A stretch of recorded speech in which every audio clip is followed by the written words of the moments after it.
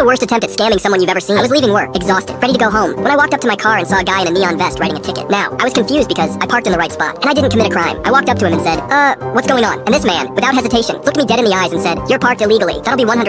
Now, I don't know much about parking enforcement, but I do know that you don't just hand over cash to some random dude in a vest. I told him, tickets don't work like that. I'll just pay it online. No, it has to be paid in cash, right now, or your car gets towed. So now, I'm in a standoff with some random dude holding a fake ticket while demanding I pay him like I'm in some mafia deal. At this point, I had a bad feeling, so I said, alright, let me just see your badge or credentials. And that's when everything changed. I don't need that. That's when I knew this guy was full of it. So instead of arguing, I walked inside and grabbed the real security guard from my work. The second the scammer saw him, his entire personality switched. Gone was the big bad parking enforcer. Now he was just some guy in a vest looking for an exit. The security guard walked up and said, "What's going on here?" And the scammer, who was just threatening to tow my car, said, nothing. And then he hit us with, "I was just heading home." Yeah, sure you were. Security wasn't buying it and called the cops before he could leave. And that's when this absolute genius made his next move. He ran. And when I say ran, I mean full sprint down the parking lot, weaving through cars like he was in an action movie. I watched as this grown man in a neon vest got tackled to the ground, kicking and screaming like a toddler in a tantrum. Now, instead of me paying a fine, he had to pay